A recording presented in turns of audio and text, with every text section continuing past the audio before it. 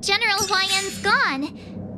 Wait, why does something feel off about what we talked about?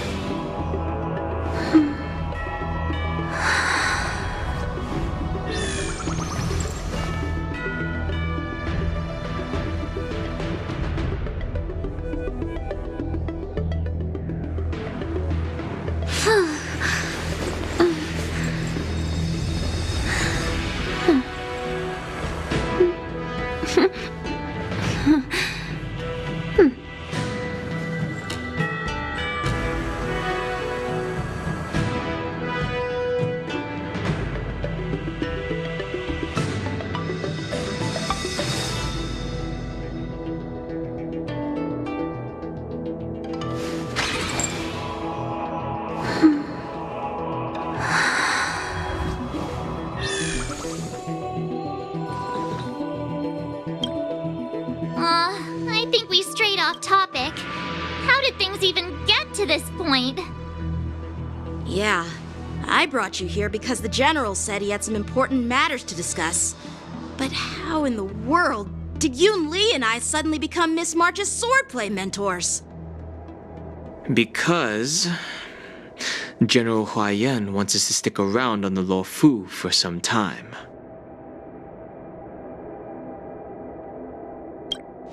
But from his point of view, we're no different from all the other tourists who may leave at any time.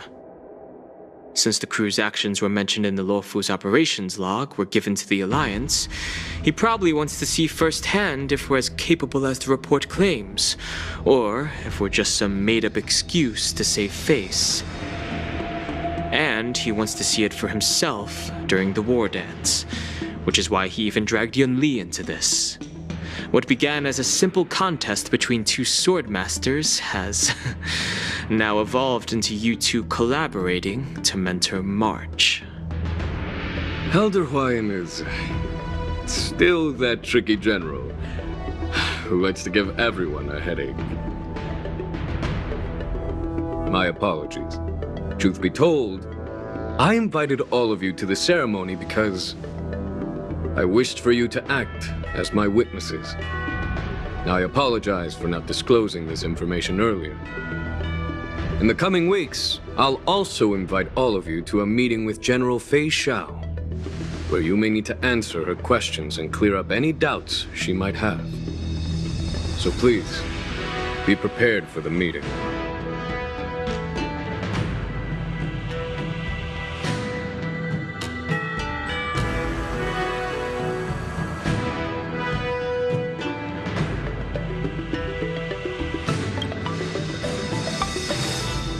Don't worry, General. No matter what happens, I'm prepared to stay here as the Express's witness and answer any questions. Thank you, everyone. General, I know there isn't much I can do to share your burden, but... As the Lo Fu Ringmaster, I won't let anyone defeat me in the war dance. I know.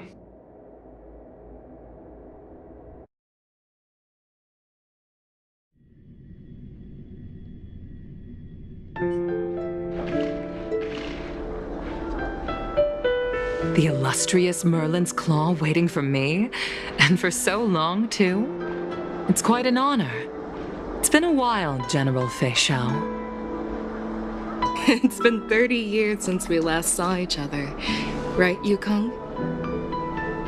Yes, Back then, you were the vanguard of the Yao Qing's Verdant Knights, and I was a pilot of the Law Fu's Rainbow Orbit fleet.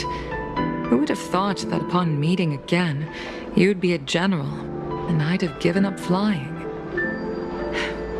Really does feel like a lifetime ago. Well, I wouldn't say I haven't seen you in 30 years. After all, your great victories are announced through the Yellow Bell Resonance System every day. So I'm well aware of your great feats. How's your health holding up? Still stable, I suppose. Do you still remember the medic who saved me in battle? That healer with the odd name and peculiar temperament. What was his name again? Was it Pichu? Or Kachio? Jiao Cho. He's been my retainer and personal healer, delegated by the Alchemy Commission from the Xianzhou Yao Qing. Over the years, he's dedicated himself to managing my condition. It's thanks to him that I'm still in good health today. Given my background, I'm happy to have made it this far. I'm relieved to know that you're safe and sound. Well then, since you and Elder Huayan are here, I imagine you must have received orders from the Marshal? As your friend, may I ask how the Alliance intends to punish the General of the Law Fu? The Arbor's rebirth has frightened the elders who lurk behind the scenes.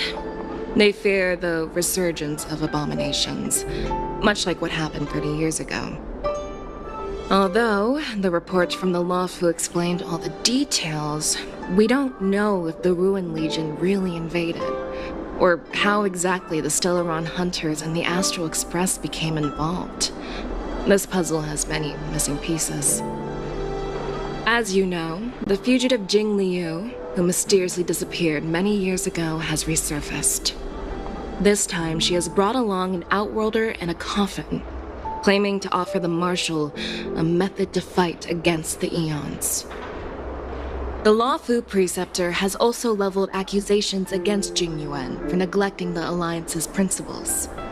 She asserts that Jing Yuan enabled the exiled Imbibitor Lunae to re-enter the Law Fu, thereby unlocking the lunarescent depths within Scale Gorge Waterscape, which in turn disrupted the Vidyadhara's dutiful watch over the Ambrosial Arbor.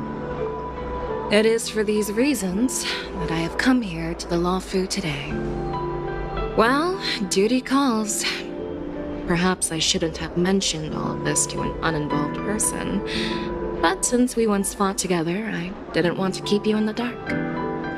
Perhaps pretending you didn't hear any of this would be for the best. I understand. I'm sorry. I was out of line. I know I shouldn't be defending General Jing Yuan right now, but... well, you know how I am. The Law Fu has enjoyed centuries of stability since the end of the sedition of Imbibitor Lunae, much of which can be attributed to General Jing Yuan's masterful strategizing. Unfortunately, for long-life species, enduring through the ages always culminates in a failure that undoes all previous achievements, a moment that our adversaries relish. That's true. And that's why I'm also here for another purpose. To visit Hule. Hule? You mean that Hule? The Borisin warhead?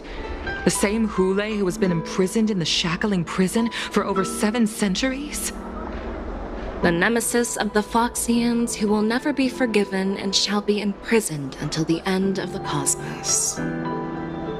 I can't quite remember the exact wording, but yes, the very same Hule. Usually, only emissaries from the Xianzhou Yao Qing Skyfaring Commission visit him once every century. Why do you have to visit him now, of all times? The Foxians and the Alliance made a pact to combat the abominations, aiming to achieve justice and free their kin.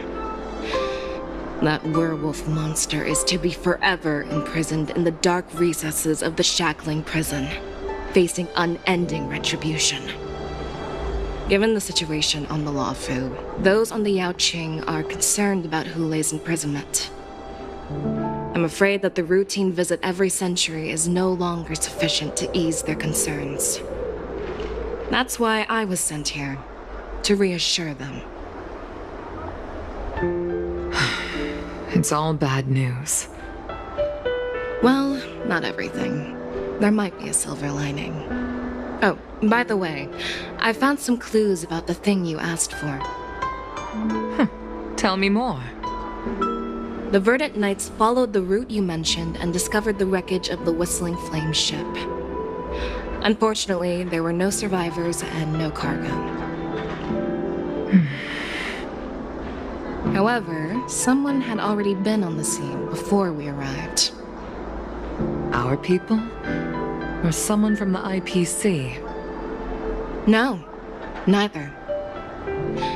Yukong, have you heard of a person named Ron May?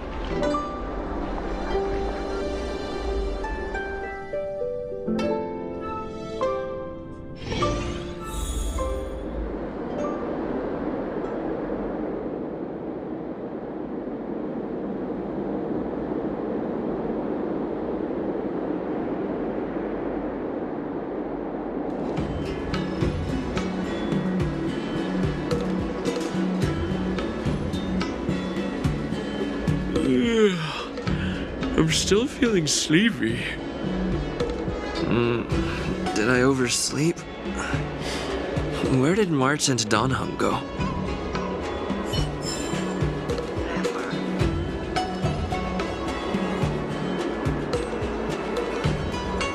This humble abode welcomes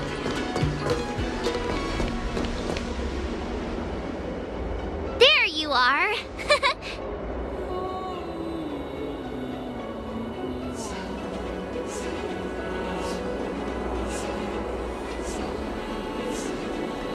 You haven't forgotten about our promise to General Huayan, have you? I woke up especially early so I can start teaching Miss March swordplay. Hey, why are you blushing, Master Yanqing? This is, the first time someone has called me master. I need to, get used to it. Let me make it clear. Swordplay training is about improving your body, mind, and strength. It's not a casual game you can master overnight. I promised General Huayan that I'd teach you Cloud Knight swordplay, so you can participate in the war dance and defeat at least one opponent. I'll do my best, but if you break your master's rules... Is it too late for regrets? I'm already regretting my impulsive decision. Honestly, I'm not sure what I'll do either, because I've never been a teacher before. So, Miss March, please behave and don't skip classes. Or complain. You need to toughen up and train her properly, Master Yanqing. Don't go easy on her. You're so heartless. By the way, where's Yoon Lee? I've found a quiet spot in the back garden of the Palace of Astrum for our first lesson together.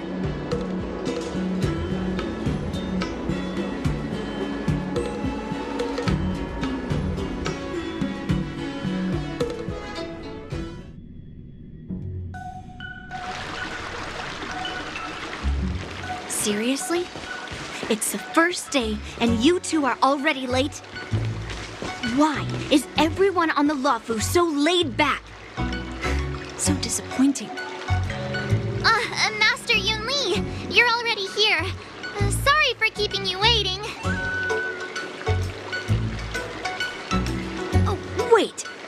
Were you trying to teach her in secret? That's sneaky. I'm just showing you what Luofu etiquette is all about. She might be my apprentice, but it's customary for the master to personally escort their apprentice to the place of learning.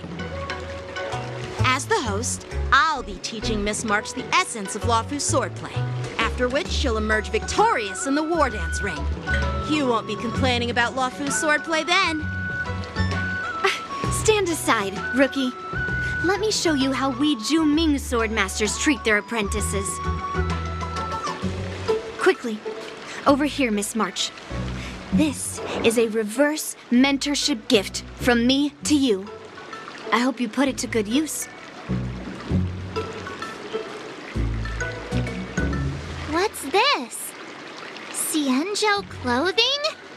It's so beautiful! Sword practice requires precise movements. This outfit is tailored to fit perfectly and allows for smooth movements. I even added some small accessories. I put a lot of thought into it. You're awesome, Master Yunli! See? See? How can you compete with me? I'll teach March 7th the essence of Juming swordplay so she can win the contest with my sword skills. Actually, I've prepared something too. Huh? You have a gift for me too, Master Yanqing? Since you want to learn swordplay, Miss March, you'll need suitable weapons. So, I went out of my way to prepare a pair of swords overnight. Unfortunately, I didn't have time to ask the craftsman to customize the swords for you. But I did my best to choose ones that look nice and are suitable for a beginner. I hope you like them, Miss March.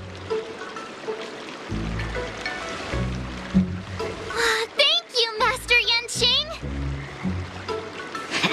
Bet you didn't see that one coming, did you, Yunli? The real competition is just getting started. I'm so lucky to have two great masters. But why does it feel like things are getting a bit weird?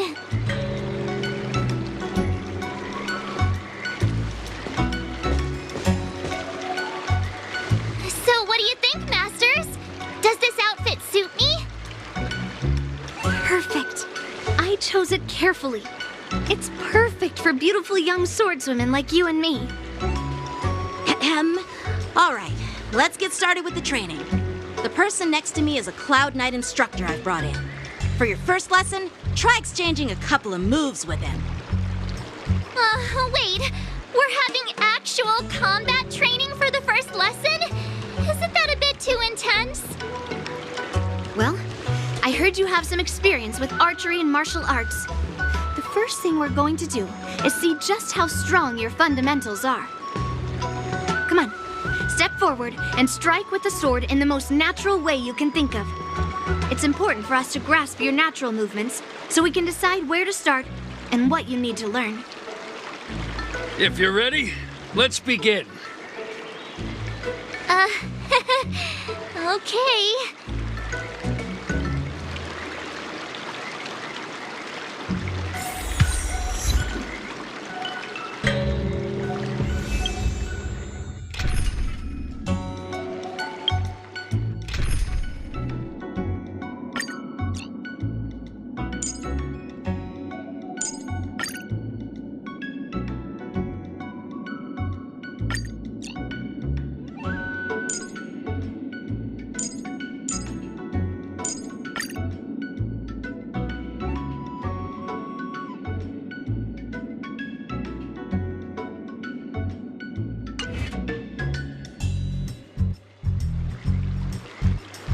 Peach blossoms and divine sword descend. Are you ready? Yeah, I'm ready. But please go easy on me. Then I apologize in advance, Miss March.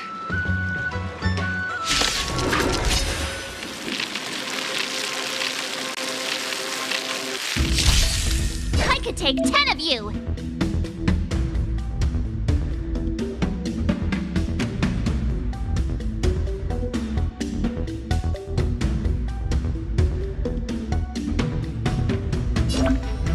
Oh, come on. Let me fight. Please have some tea. Pay close attention, Miss March. Luofu swordplay is all about being swift and agile in your movements.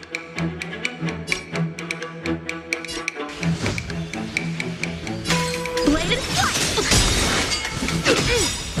Right on time. Practice is over. Swords descend! Ignore him. strength is everything.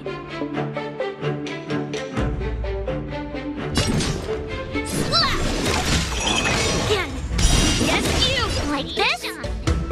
Well done!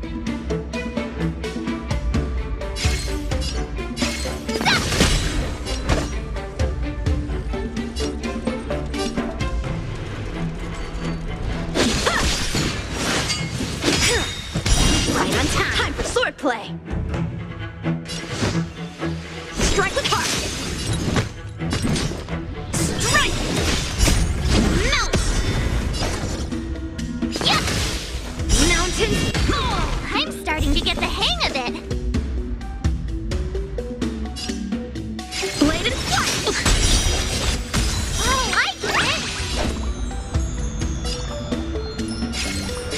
What? With a true heart and focused mind. Here I come.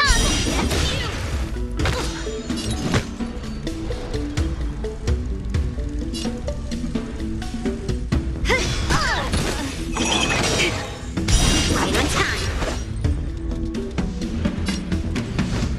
Strike with heart! I could take 10 of you. Practice is over.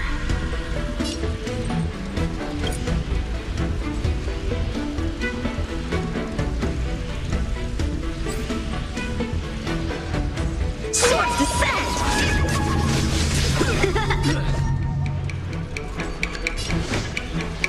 Time to show you what I could. Azure Dragon, White Tiger, less cards. What? Yes! What are you mumbling about? Isn't this, sword technique? Shouldn't I be saying something cool? Bladed flight.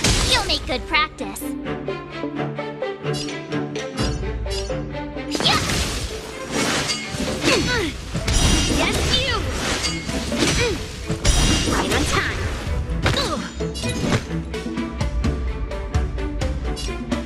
Strike! How many can you block? Awesome! Ready to shine. All right, check out this move.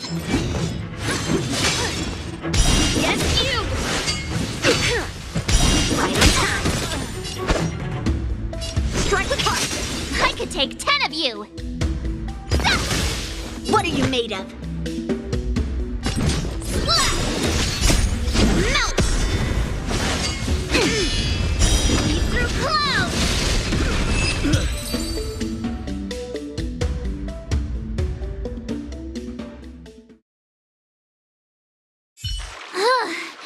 I didn't expect the first lesson to be so intense.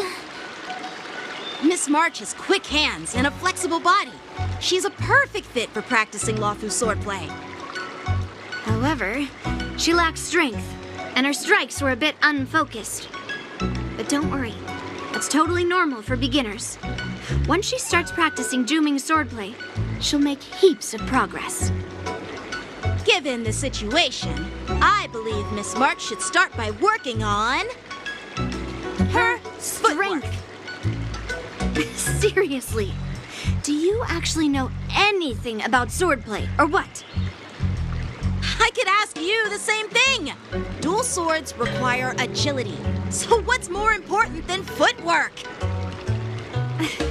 Instead of focusing on her strengths, we should address her weaknesses.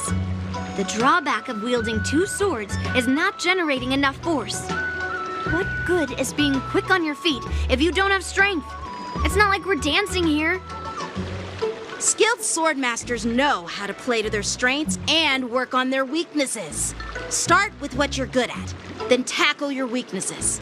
That's the right way to learn. You're quite the theorist, huh? Theorist? You claim to be able to talk to swords. So what does that make you? A lunatic? Hey, it's only my first lesson, and you're already arguing. Come on, calm down, masters. I'll have to improve both my footwork and strength anyway, so it doesn't matter which one comes first. But it does matter. Just listen to me, March 7th. Aww.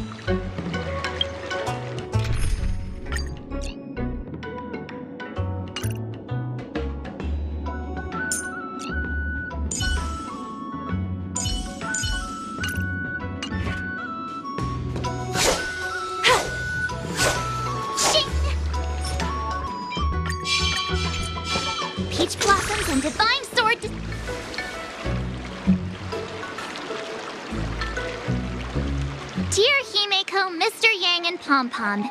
We're all good here on the Xianzhou Luofu, so no need to worry. By the way, how's your trip going?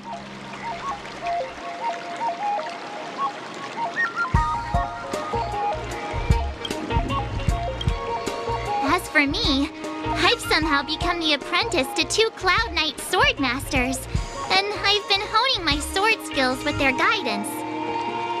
One of them is Yanqing, the boy we've all met before.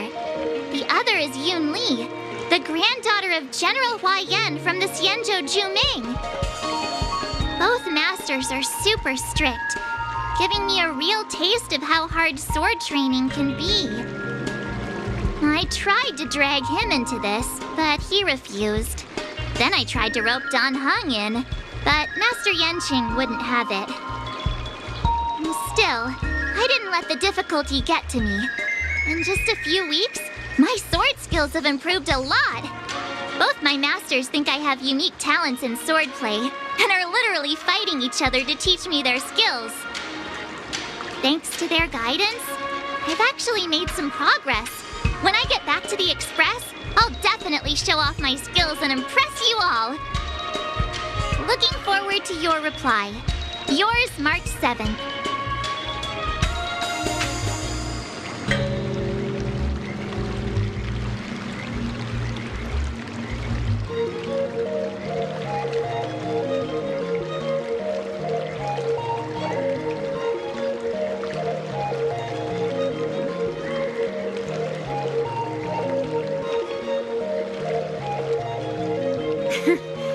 Well done! Let's call it a day.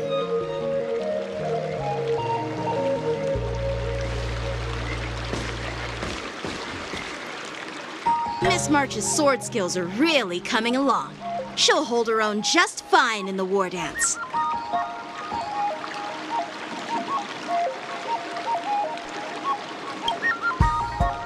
Just you wait and see. I'll show off my skills in the ring and win a match. I'll make both of you proud. Can you believe it? March 7th has actually become a pretty decent swordmaster in such a short time. Now I understand why Grandpa always had a grin on his face while training me. Are you sure he wasn't laughing at you? Oh, shut up! It's all thanks to your amazing guidance, Masters. Miss March, you're really getting the hang of wielding dual swords. If you're keen on advancing, trying out different Xianzhou blades could improve your touch. Oh, let me see. Which sword is the most powerful? Single sword? Great sword? Or maybe a flying sword? There's no such thing as the most powerful sword. It's all about the skill of the swordmaster. Yanqing wields several flying swords, while I only wield one. But remember how I kicked his butt at the Alchemy Commission? First, you didn't kick my butt. Second, you'll never kick my butt. Third, how about we settle this right now and see who kicks whose butt? Yeah, I'm up for that. And if I kick your butt, you'll drop out of the war dance. Deal? Why are you two arguing again? I thought things had been improving between you lately. There was talk that the leading disciples of the Luofu and Juming generals were supposed to face off in the war dance, but for some reason, they suddenly teamed up to train an apprentice of their own. Turns out the rumors are true.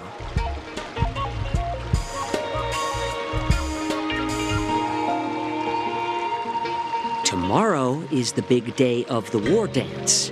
Shouldn't you two be focusing on honing your skills instead of teaching swordplay here? You're... Oh, that's right. You're the pink-haired fox from the Yaoqing.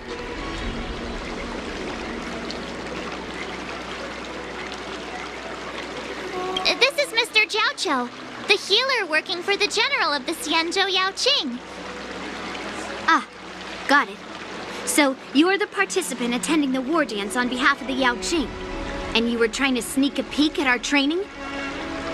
Sorry for the misunderstanding. I don't know anything about martial arts. I'm just here on the General's orders to take care of some official business. I didn't mean to interrupt your training. I'll be on my way.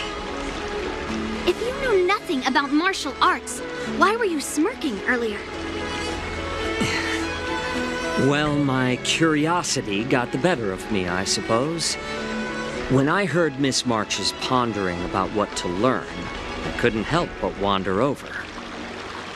From my professional experience, cleavers, slicers, chopping knives, and carving knives are all just tools. Kind of like frying, sautéing, boiling, and deep frying in cooking. They're just ways for people to show off their skills. How you use them really depends on the ingredients you're working with. It's like your sword teaching methods. If you align your ingredient, in other words, your apprentice's natural tendencies, with the right cooking method, by which I mean the teaching method that best suits her, she'll make double the progress in half the time. For example, golden eggplant tastes best when fried, cloud peppers when stir-fried, and yellow boulder beef when simmered. It's all about discovering the nature of the ingredients. Apprentice.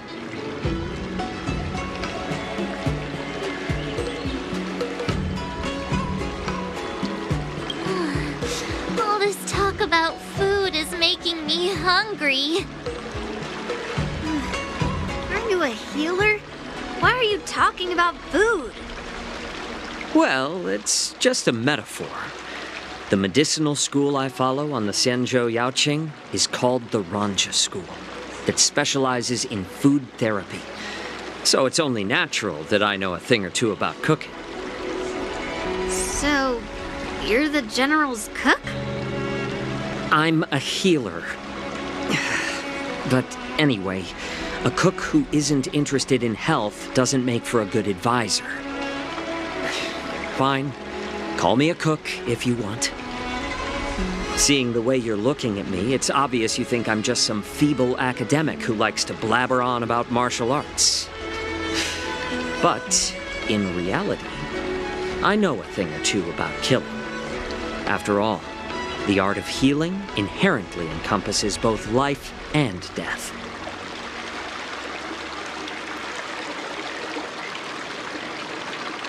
Why is this guy suddenly getting all serious with kids? Do you recognize this bottle of medicine in my hand? No. This is called tumble dust, an extract from an exotic flower named Yabra. Ugh, is it poison? Well, it depends on how it's used. With just one drop, it's able to numb a patient's body during surgery, making them painless throughout the entire process. However, increase the dose or the potency, and it'll slow the metabolism, making the blood thin and resulting in the loss of all senses. Even long-life species cannot escape its effects. This thing can save lives or take them. It's more powerful than the swords in your hands. That may be so, but still, I prefer settling things with a sword than, you know. Huh. Looks like I did get you all wrong. You're not a feeble scholar, but a sinister and despicable one. Hey, why the insults all of a sudden? I'm just sharing some medical knowledge here, not persuading you to poison anyone. Seems like you get real excited when talking about poison.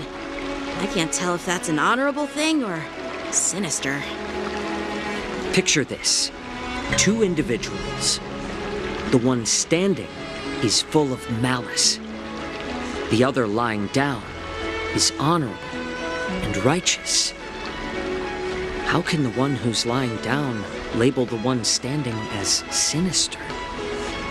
In the throes of combat, where life and death hinge on a singular moment, every idea fades into nothingness. The only thing that matters is staying alive. Surviving the battlefield reshapes all notions of worth, be it integrity or treachery. In my eyes, their significance is negligible. Perhaps you've underestimated Yunli and me, Mr. Jiaoqiu. We may be young, but we've seen our fair share of war. Well, well.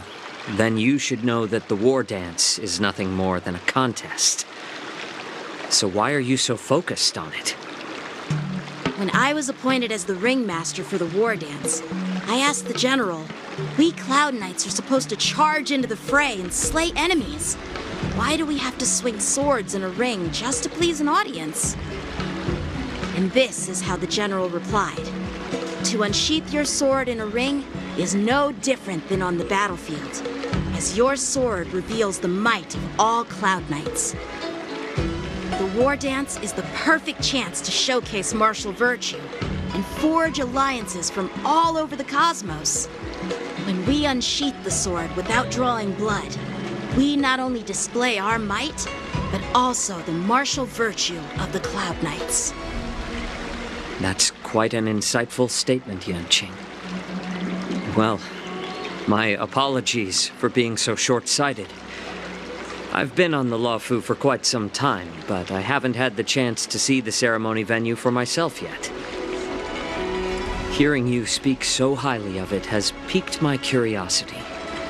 Would you mind showing me around? You want to see the Sky Splitter ship where the war dance will be held? Let's go! I bet Yunli and Miss March haven't seen it either, right? Well then, I'll give you all a tour.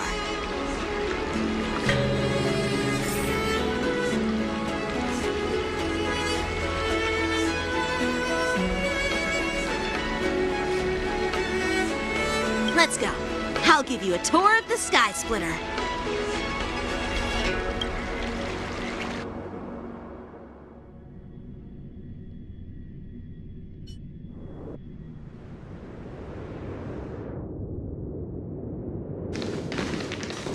Looks like a lot of other visitors have also come to catch a glimpse of the Sky Splitter.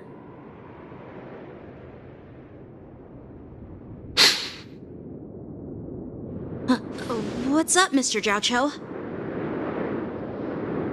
No, it's nothing.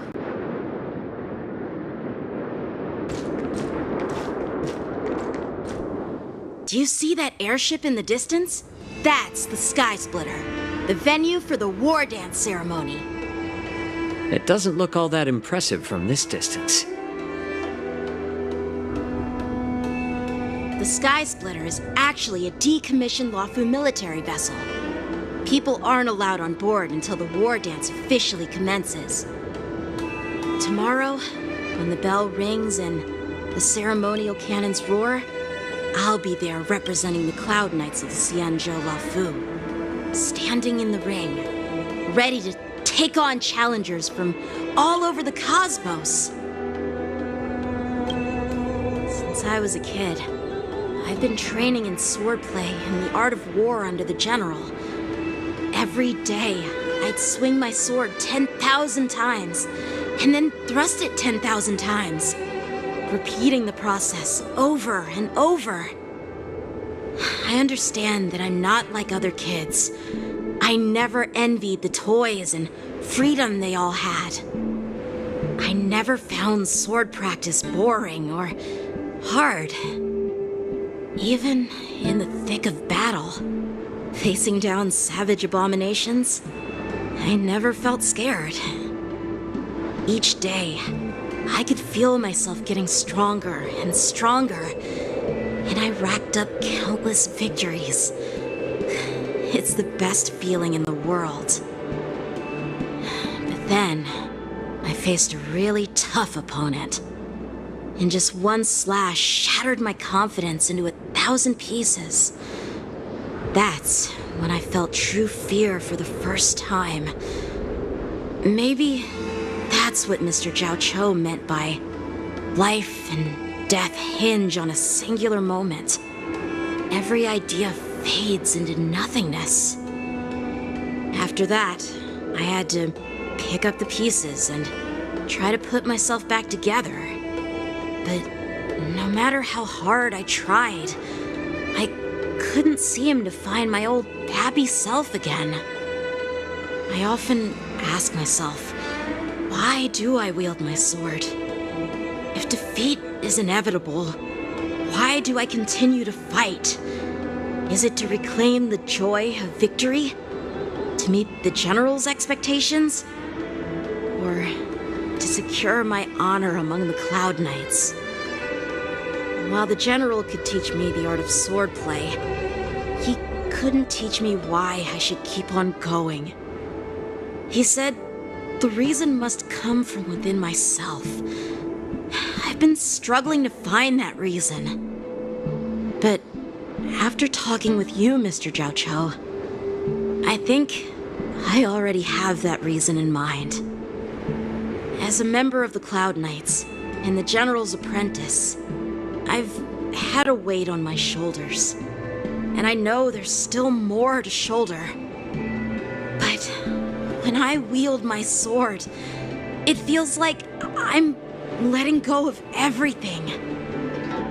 I love the feeling of giving it my all, facing any obstacle in front of me, pressing forward.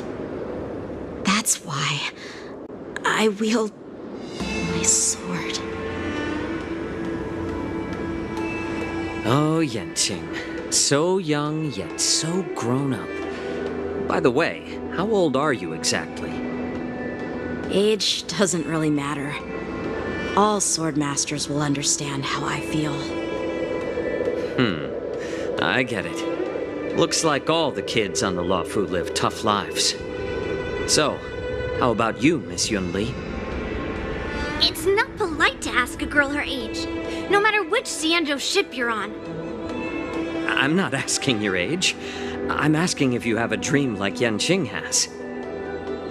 You don't talk like a cook. You sound more like a TV host or something. Need I repeat myself again? I'm a healer. Well, I don't have a dream like Yanqing does.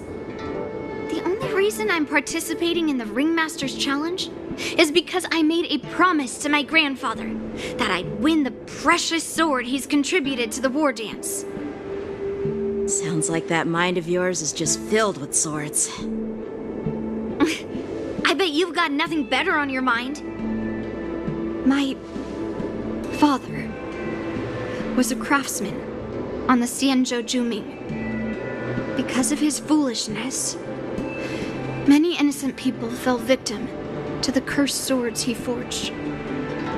Since I was a kid, it's been clear to me that not everyone deserves to have a weapon in their hands. Giving them a sword is no different than being cruel to the innocent. So, whenever I come across someone unworthy of a sword, I can't help but want to take it away from them. Given that Yanqing is the war dance ringmaster, I'm stepping up to challenge him. To ensure the precious sword doesn't fall into the hands of an unworthy master. Hey, what do you mean by an unworthy master? I see. It's not easy for kids on the Juming either. Well, it's better to have a reason for wielding a sword than to be lost and confused. I've saved countless Cloud Knights in my life, and there are plenty of exceptional warriors, just like the two of you. What happened, Mr. Jiao Cho? Oh, nothing. I was just reminded of some old friends and old tales. Judging from my professional perspective as a healer, both of you possess remarkable vitality. Your energies flow like raging fires and mighty gales. The upcoming fight will definitely be impressive. Well, we've seen the Sky Splitter and toured the Stargazer Navalia. I guess it's time to say goodbye for now. What? You're leaving already? But you haven't asked me about my dreams. I've been working hard too, you know. It's getting late, Miss March. Unlike you lot, I'm a grown-up bound by responsibilities and duties. The tasks entrusted to me by the General won't complete themselves. By the way, Yanqing, is it normal to have so many people wandering around in an automated area like the Stargazer Navalia? Actually, this is a restricted area. But since you're all guests, I made an exception, so you could take a look around. I understand. Well, I'll take my leave. I wish you both the best of luck in the ring tomorrow.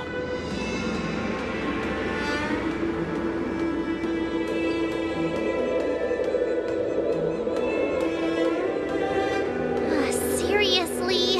I just spent so much time thinking about my dream, but he didn't even ask me. Now that we're done with our tour of the Sky Splitter, shall we continue with our training? Why don't we take a day off?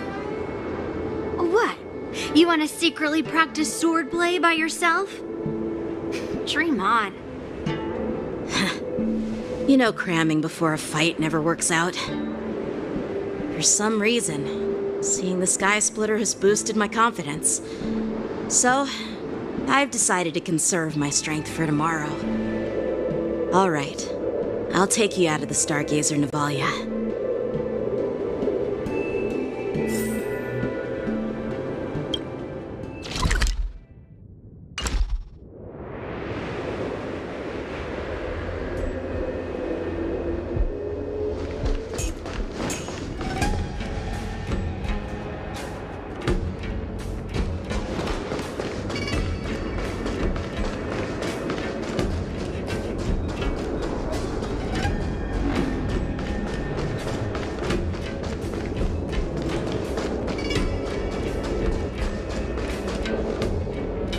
Just shut up, Red Fang! This is not a beast ship. I need some time to take care of things. You willingly donned the skin of a lowly beast to join this mission, dedicating yourself to our glorious cause. And now you're telling me you can't handle it? Do you realize how many ships we need? I'm doing my best, all right? It takes time to figure all this out. When the guns go off tomorrow, all eyes will be on it. That'll be our only chance. How's that? Who's there?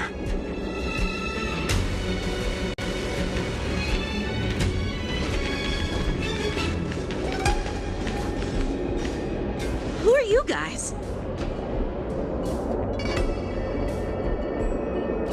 An impromptu inspection. Why are there outsiders loitering in Stargazer Navalia? And a bunch of kids at that. Hey, kids, didn't your parents ever tell you to stay away from the Stargazer Navalia? I know it's an automated facility, but it doesn't mean you can just break in and do what you want.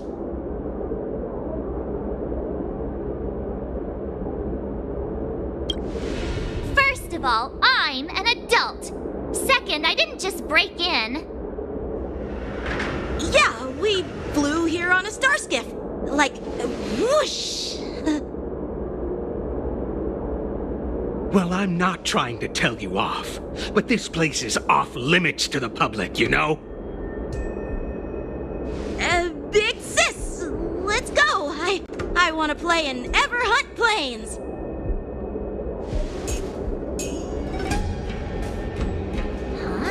Everhunt Plains? Yeah, sure. The Big Sis will take you there.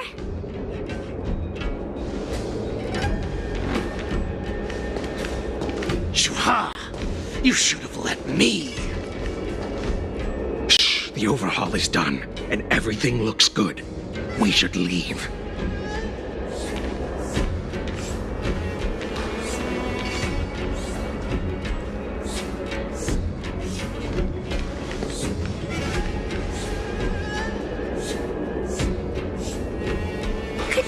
repeat what you just said, Yenching? What did I say? Big sis, let's go. I want to play in Everyone Planes. Come on. Can't you read the room? Something is definitely off about the 3 people we just met. Yeah, anyone could see that. I just wanted to hear you say it again. That pink-haired box tried to say something. I'm pretty sure he sensed something fishy. Since he's not familiar with this place, he just dropped us a hint. But you didn't seem to be paying attention at all. I knew that from the beginning.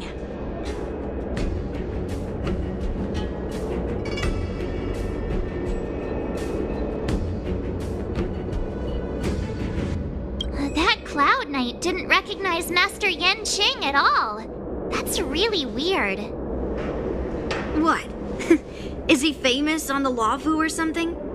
Not even the Cloud Knights on the Juming, who all know my glorious name, might recognize my face. You have a point. A Cloud Knight, a member from the Skyfaring Commission, and a craftsman.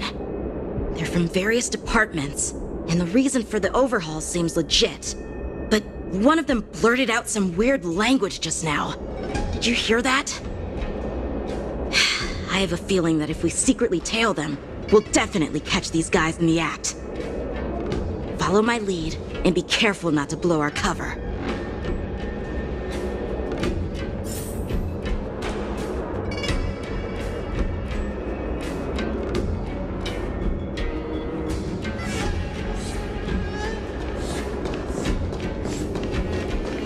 Never mind who they are. Let's just film them.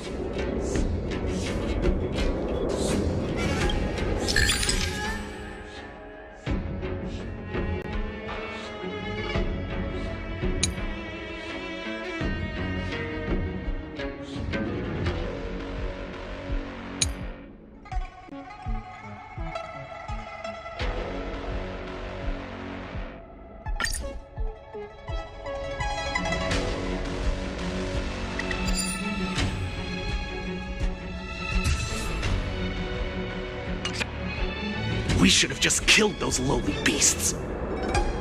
Those little brats won't take up much space. There are boxes all over this place. Just dump them into one and no one will notice. Cut the theatrics, Grulok. Even the slightest slip-up could interfere with Lord Moktok's plans. So where are we heading next? To check the freight skiffs. We've got a lot of preparations to do. Also, don't forget to take those crates with you. Weapons, supplies. We've got to be well prepared. Otherwise, we're screwed. So, are they smugglers? What exactly are they up to? I have no clue, but they seem to be moving those crates. I've got an idea. We can hide inside the crates and follow them.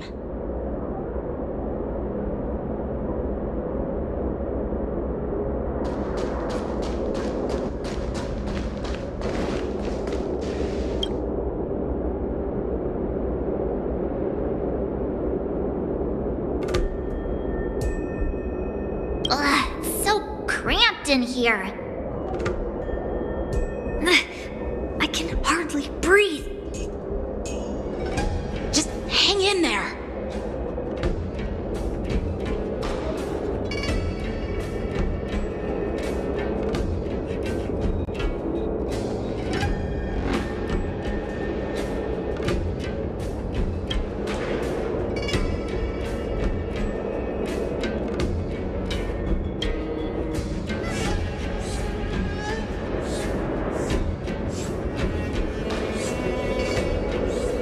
Let's just put the cargo here for now, all right? Then we'll move on to inspect the ships. Lord Moktok said that as soon as we're done, we're to board the freight skiff and leave this place. Don't worry, I've changed the shipping schedule. You two, come with me. Is it just me?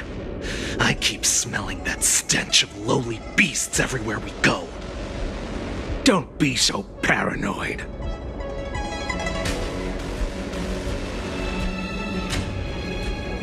Looks like they're planning to escape on the skiffs in Stargazer Navalia. They keep talking about their plans, but where do they come from? And what do they want to do on the Xianzhou? They're definitely up to something bad. Wait, they disappeared! Let's catch up to them.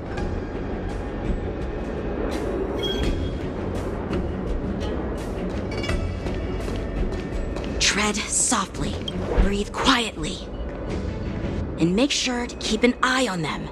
Hide out of sight as soon as there's any sign of activity.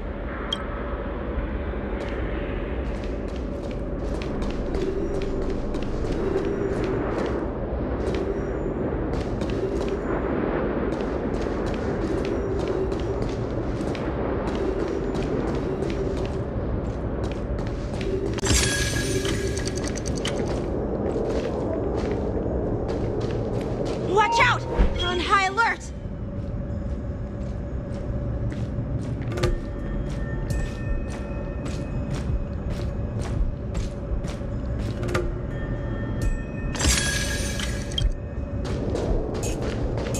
Don't be so paranoid. We're running out of time. Get over here! Shuhart, I'm coming!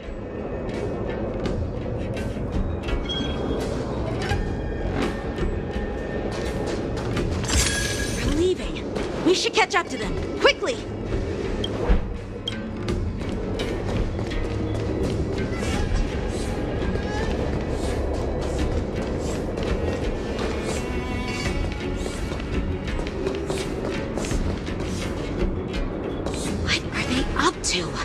They're all wearing official uniforms, but I'm pretty sure they're not members of the Skyfaring Commission, the Artisanship Commission, or the Cloud Knights. This is way too suspicious. Never mind who they are. Let's just film them. That way, if they do anything bad, we'll have solid evidence against them.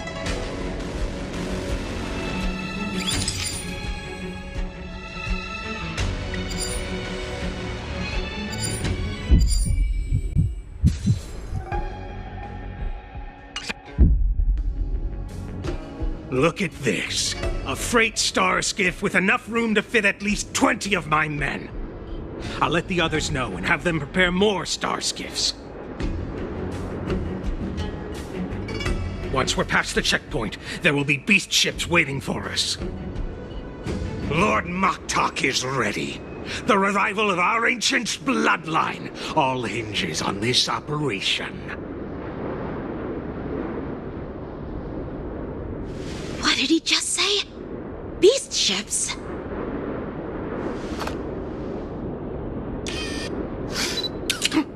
Who's there? It's those brats! I told you to get rid of them, but you didn't listen, you idiot! Wipe them all out!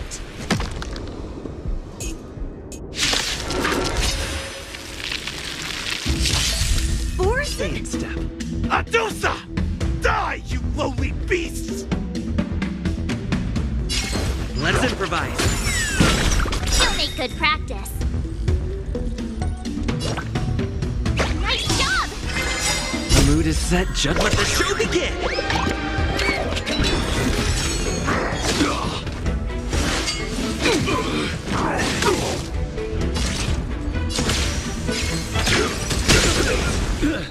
Like fireflies to until everything burns to ashes!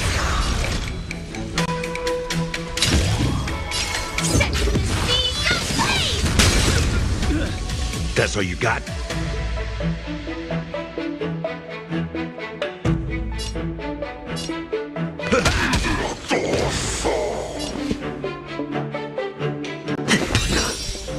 Firefly Type 4 in position. Fight! You'll make good practice. Step up, let's see ya! Time to mix things up! Thank you. I will keep fighting.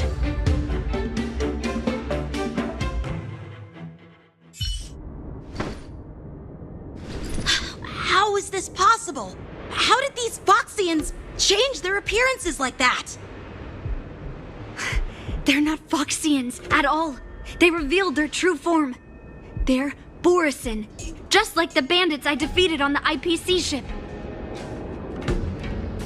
Wait, that means...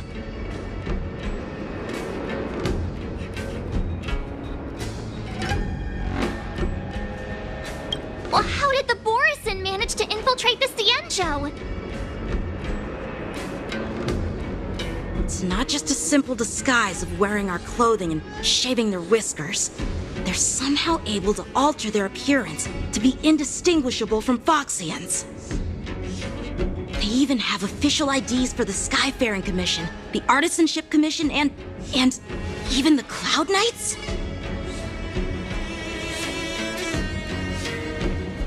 Let me check this fake Cloud Knight's tag. Maybe it'll give us some clues. Blue June, an officer of the Patrol Defense Squad? Wait! What's the matter? I encountered a patrol officer named Lu Jun before. It was a few weeks ago, when we were transporting the Borison prisoners. If they can forge official identities and move around the Xianzhou without raising suspicion... Oh no, this is bad. Even worse. If you find one cockroach on the Express, it usually means... There are more Borison hiding on the Xianzhou.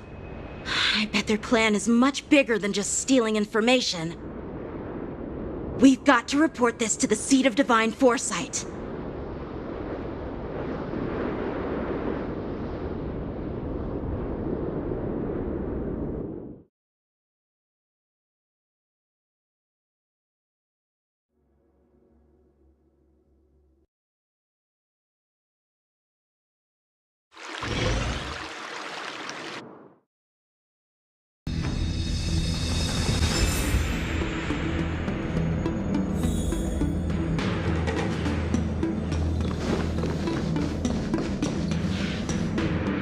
Sound linger.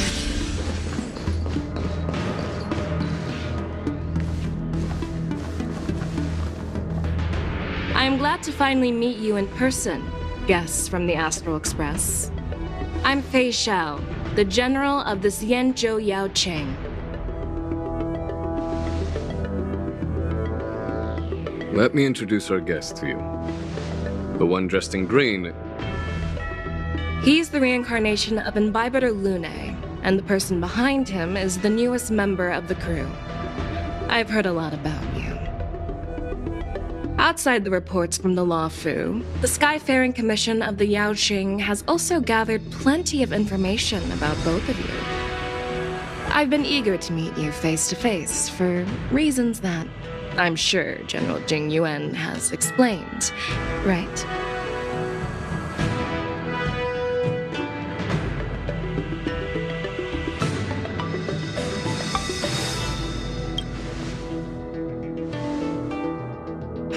Straight to the point. I like it.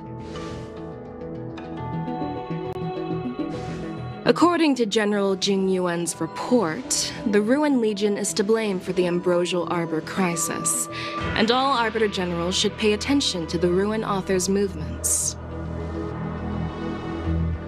Over the years, the Destruction's minions have wreaked havoc on countless worlds, and the Alliance has been keeping an eye on them. But no one expected them to join hands with the remnants of the Abundance.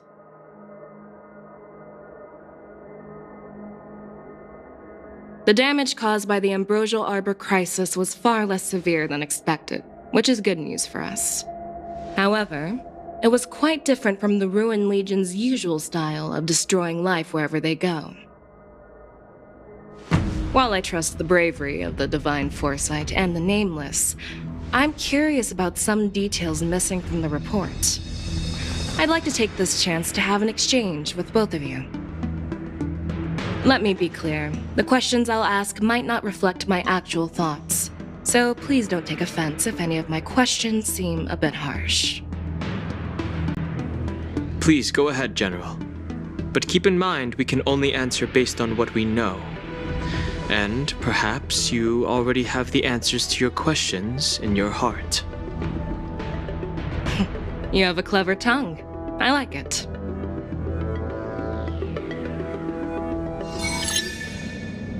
The Merlin's claw is quite articulate. Right now, her intentions are unknown, and Jingyuan wants us to be honest. Maybe I'll just stick to the facts we know.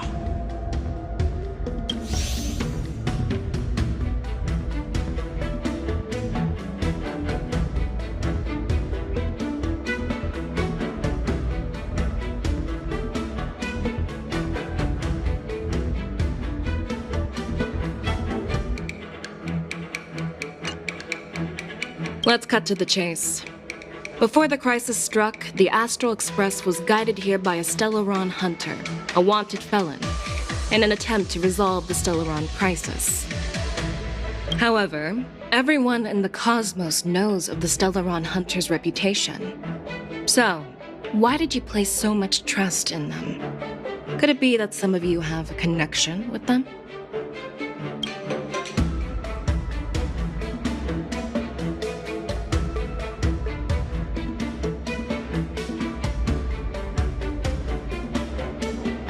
You know what? Maybe I do have a connection with Stellaron hunters. Oh, now that's interesting. Looks like you're quite close to the Stellaron hunters. However, I must warn you that they are wanted felons. While I appreciate your honesty, being honest about this topic might make you look suspicious to some, you know? Let's move on to the next question. The report suggests that Don Shu, the master of the disciples of Sanctus Medicus, colluded with the Lord Ravager and used the power of the Stellaron to resurrect the Ambrosial Arbor. But here's the thing. Don Shu was just a chief alchemist. Even if she colluded with our enemies and summoned the Stellaron, how did she manage to bypass the Videodora guards around the Ambrosial Arbor?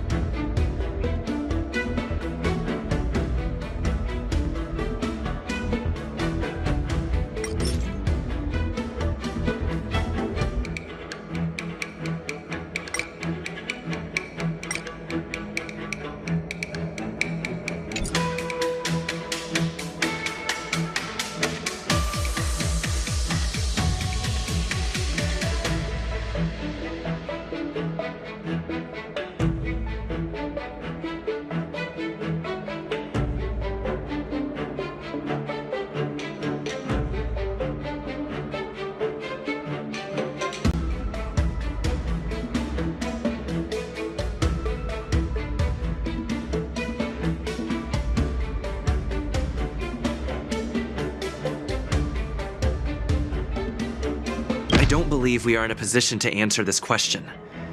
We Nameless came here to resolve the Stellaron crisis, and we cannot be expected to know the details of Don Shu's conspiracy. You make a valid point. That's how innocent people should react. Let's skip this question for now. According to the report, Lord Ravager Fantilia is the mastermind behind the entire conspiracy. She disguised herself as an ambassador of the Skyfaring Commission and traveled with you, only to vanish without a trace later on.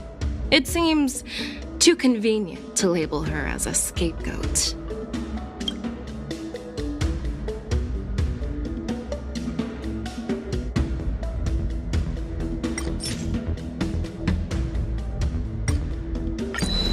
Could you please give us another— No problem.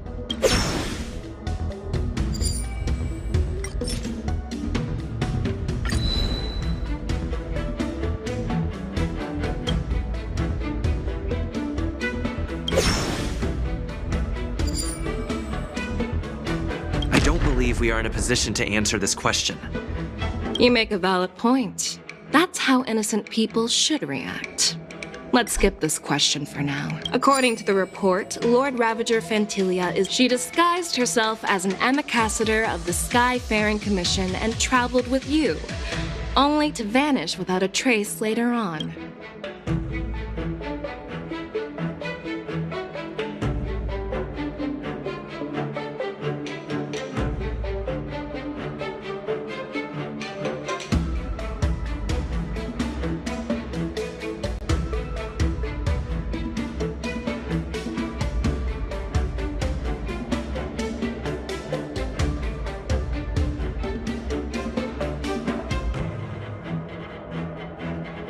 Phantilia is one of the Heliobi, the energy life forms that once fought against the Xianzhou. They're known for their unpredictable and elusive nature. Just as he said, when the ambrosial arbor resurrected, its roots broke through the creation furnace on the Lawfu, accidentally releasing the heliobus fiend fire sealed inside. This can be used as circumstantial evidence. If Elder Huai Yen accepts the explanation, so do I. Oh, it seems that your answers have addressed all my questions. Generals, I am finished with my questioning. So, what do you think, General Fei Shao? Have the doubts in the report been cleared up? The two nameless have been honest in their answers. Even though there are some tricky details, my intuition tells me there is nothing wrong. However, the 3 questions I posed earlier were not just for the nameless, but for you too, General Jing Yuan. First, the disciples of Sanctus Medicus grew uninterrupted on the Law Fu, yet the 6 charioteers were not aware of it. That was a dereliction of duty. Second, you believed in the Stellaron Hunter's prophecy and entrusted outsiders to solve the crisis, even granting them access to the Plague Mark. That was a dereliction of responsibility. Third, you insist on holding the war dance right after the Ambrosial Arbor crisis, putting the Lawfu back in the spotlight. That is a dereliction of wisdom. Merlin's Claw. Is this your line of thinking, or the 10 Lords? From the moment I walked in, I made it clear that the questions I'd ask might not reflect my actual thoughts. The disciples of Sanctus Medicus were deeply rooted and had been plotting for a long time. I admit it was my negligence for not noticing it earlier. As for the Stellaron Hunter's prophecy, I didn't believe all of it. But in the end, the Lawfu did survive the Ambrosial Arbor crisis. So, I think it's safe to say that Elio's prophecy about the future holds some merit. And as for the war dance, do you think I'm unaware of the risks? However, risks can also be opportunities. The Lawfu has lain low for too long. I believe it's time to stir up the dregs hidden in the depths and wash them away once and for all. Just as I expected from our sophisticated divine foresight. You have a way with words. I like it.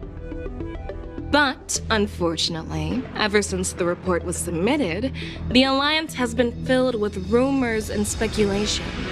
Even within the Lawfu, there are people accusing you of neglecting your duties, resulting in the Ambrosial Arbor's resurrection. So what are your thoughts on all of this, General Fei Shao? As a fellow Arbiter General, I fully understand the difficulties of this position. Personally, I think all these rumors are meaningless drivel. Across the sea of stars, the divine foresight knows better than anyone else what happened on the Lawfu and the meaning behind it. Just as what happened on the Xianzhou Yaoqing recently. You mean the Xianzhou Yaoqing is also... The scouts of the Verdant Knights have sent back reports that Borisin are making trouble again. The Borisin packs that were once divided and scattered have started swallowing each other up, forming larger and larger packs. Moreover, there's an entity named Mongus behind it all. An entity? According to the report, this entity isn't actually a Borisin. It's a woman claiming to be the messenger of the Master of Immortality. She's described as having 12 faces and 12 pairs of fangs, as cruel as poison and as elusive as quicksand. The Borisin believe she'll give them a chance to rise again. That's Phantilia. That's right. You're lucky that I'm the one who came this time. If it were the Patina Justice or the Seer Strategist, this conversation might not be so friendly. I've always had faith in my instincts, so I don't doubt your good intentions. But the Alliance has its fair share of questions and doubts about the Lawfu. So, my plan is to come up with an acceptable answer to satisfy the Alliance. What's in this plan, General Fei Shao? General Jing Yuan, you already know what has to be done. But since you don't want to be the bad guy, I'll take care of it for you. You need the final word from the Ten Lords Commission to quell any doubts.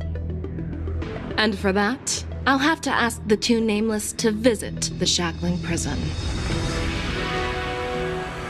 No, I'm not imprisoning you. While you're there, I'll ask a judge in the Ten Lords Commission's Interrogation Division to record a detailed testimony with the karmic mirror from both of you. We'll fill in the gaps that weren't covered in the report and silence any protests within the Alliance. I'm okay with that. Worried that I might go back on my word and keep you in the Shackling Prison? Relax. If I wanted to do that, you'd already be behind bars. Once you're done with your testimony, you're free to come and go as you please. Then, as the Merlin's Claw requests... Oh, there's one more thing. This testimony is for silencing the voices of opposition within the Alliance. But I would like to urge General Jing Yuan to listen to the pleas of the Foxians on the Xianzhou Yaoqing. So, you are here for Hule. Exactly. Hule is locked up in the Lawfu's Shackling Prison. Since he is the broodlord of the Borison, I want to transfer him onto the Xianzhou Yaoqing and imprison him there. The recent movements of the Borison suggest they're planning something big, so we must act preemptively. It makes sense to have the Foxians keep an eye on their arch-nemesis. Since you trust my judgment, I'll repay that trust. What do you think about all this, General Huayan? I was worried this would turn into a heated argument, but it seems like both of you are on the same page, solving each other's problems. I couldn't have asked for a better outcome. And as for Hule, I'll send my Lieutenant Zhao Chou and Moza to check on his condition in prison and ready him for transport. If there are no more questions, shall we get this started?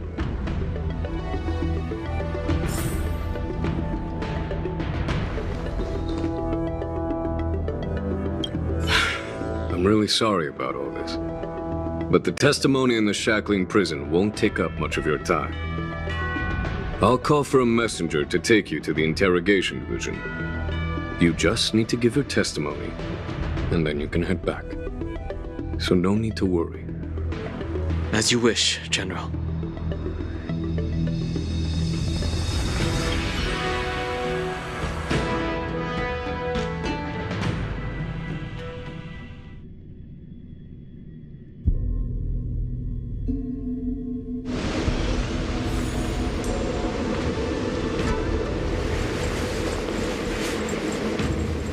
As General Jing Yuan requested, everything is prepared for your arrival, and I am here to receive you. The judges at the Interrogation Division also know your purpose in coming.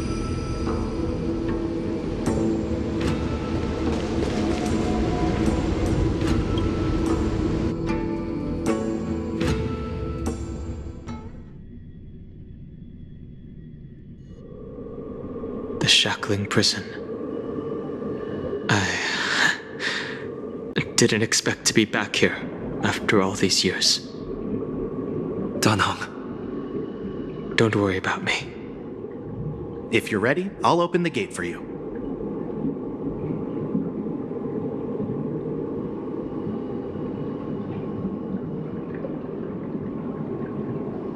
Well, technically, the Shackling Prison is spread out across multiple delves, and the Ancient Sea is just where they overlap. Please, come on in, dear guests.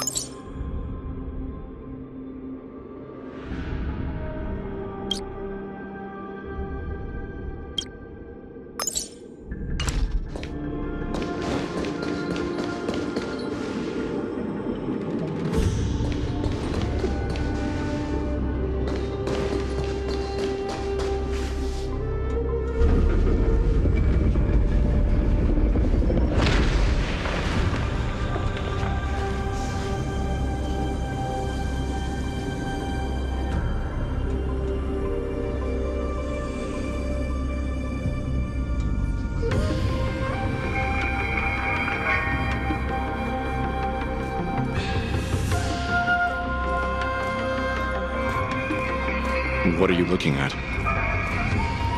The shackling prison on the Luofu is completely different from the one on the Yaoqing. It's completely underwater. Whether it's in the clouds or underwater, breaking free would still be a piece of cake for me. Still thinking about your old jailbreak tricks, huh? Forget it. You're free now. Just don't do anything stupid, or the judges will throw you back in there and lock you up for a few hundred years. You'll see me again in just a few days. Taking Hule back to the Yaoqing means a lot to the Foxians on the ship, and to the General herself. So stay alert.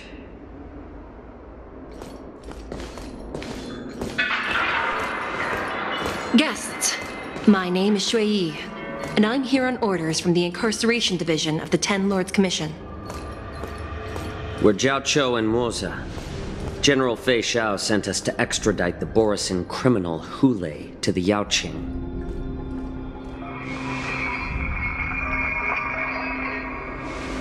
We're here to inspect the conditions of his imprisonment and make preparations for the handover and transportation. I assume you've been briefed, Your Honor. Your visit request has been approved. I'll be your guide for this trip. Prisoner Hule, the warhead and brood lord of the Borisin abominations of abundance and the arch-nemesis of the Foxians, is responsible for 2,123 wars of aggression and countless associated crimes. Due to his heinous acts, he has been imprisoned in the depths of the shackling prison and subjected to the punishment of the Forest of Swords until the end of time. He shall never be pardoned.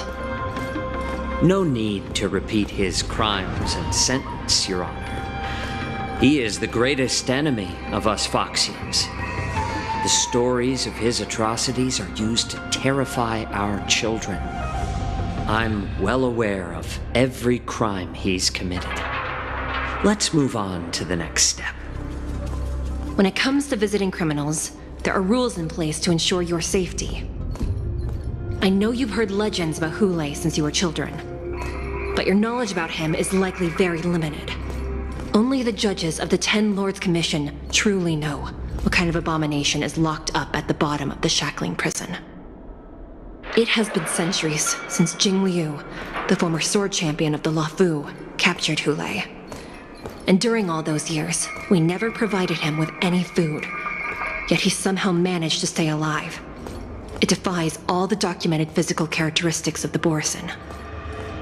The Forest of Swords, forged by the Punishment Division, is a device of intense torment, used to execute sinful abominations. Most Borisin die within 3 days in the forest, but Hule is different. Every time the blades pierce him, his body instantly heals. Despite the brutal punishment, he somehow manages to survive. The complex rules are there because of his abnormal characteristics. Do you understand now? I apologize for any offense caused. Please continue, Your Honor. I've given you the instructions regarding Hule's visitation. Please make sure you read them carefully.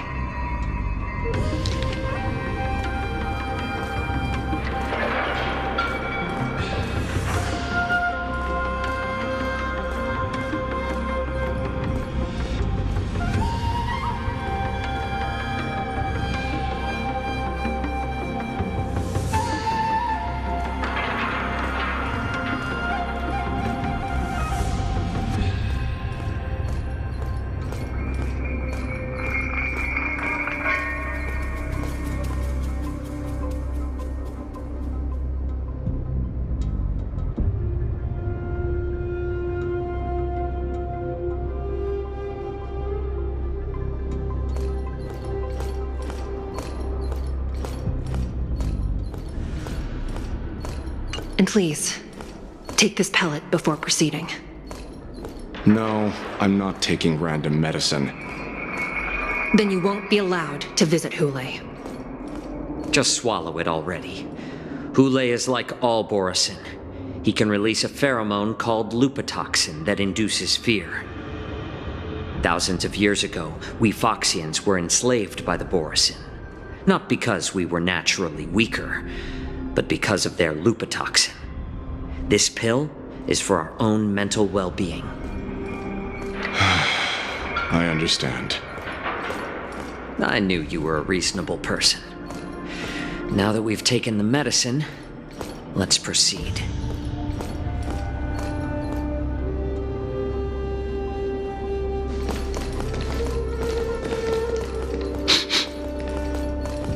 Your Honor. What is it? No, never mind. Maybe I'm just imagining things. Let's keep moving.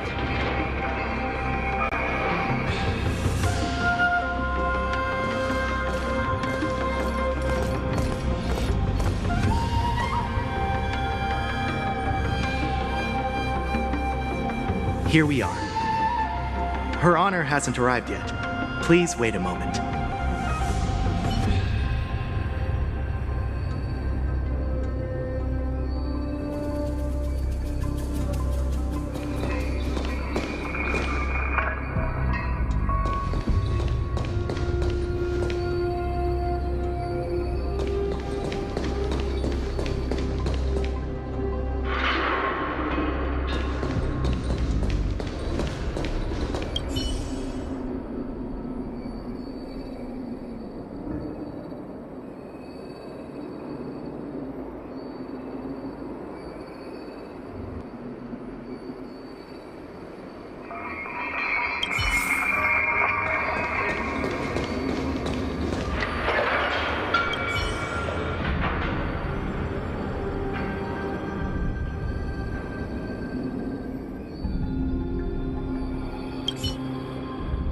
Welcome, dear guests from the Express.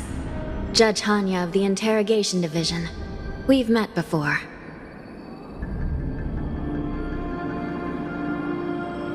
You don't want to see me? Well, in that case, I can call in the judge who's an expert in acupuncture, or the one who's handy with axes and saws, or the one who knows all about whips and ropes. We've got plenty of options here, and we'll find one that suits your taste. Just kidding. We judges work in shifts, and it just happens to be my shift. Maybe we're destined to cross paths. Please allow me to express my gratitude to you again for subduing the demons in the Fixtral Garden. Looks like while March 7th and I were clueless, you already made many friends on the Shenzhou Luofu.